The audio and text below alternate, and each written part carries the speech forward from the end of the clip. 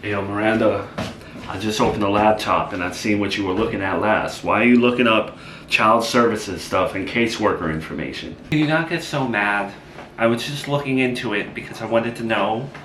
I wanted to be prepared. Don't you want to be a little prepared for that scenario? No, because I already told you I'm not putting him in child services. I'm not contacting anyone like that. Okay, well, there's no need to bite my head off about it. I was just curious, that's all. Curious about what, though?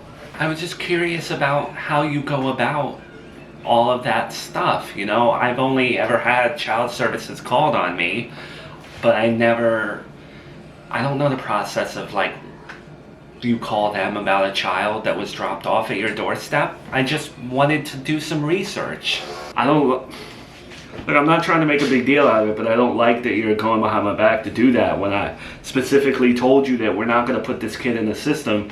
I'm going to reach out to her family. Joey, I get it. You have your plan. I don't mean to interrupt you. I'm sorry, but Joey, what if her family doesn't want the baby? Your mom clearly doesn't want to take care of Chris full time. So, in that case, we have to look into child services and who we give the baby to. You can't be thinking like that, though. Why are you 9 steps ahead? Can I just talk to her family first? Can we just see when Melissa's going to get out of the facility and everything? You're so paranoid and scared that we're going to get stuck with him, which that hasn't happened yet. Yes, we have him right now, but it's temporary. Joey, can I just say one thing without you, again, biting my head off? Can I just say one thing, please? Yeah, say what you want. I already spoke to a caseworker, a child services caseworker, about Chris. I had a little, online meeting with him. How did you speak to a caseworker? Who did you speak to? Well, remember when we were dealing with child services because of your mom and everything?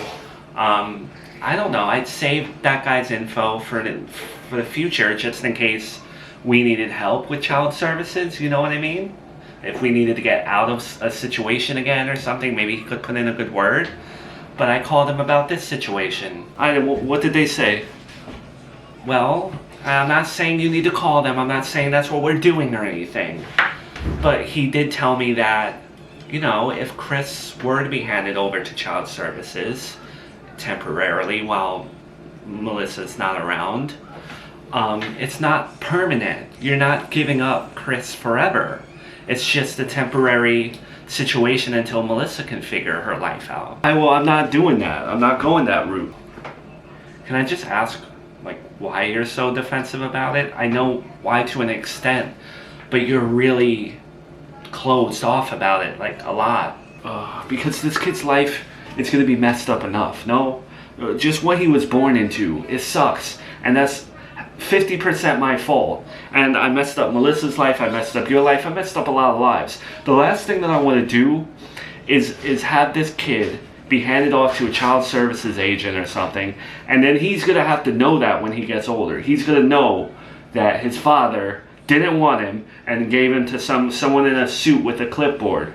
Okay, I get it. I do.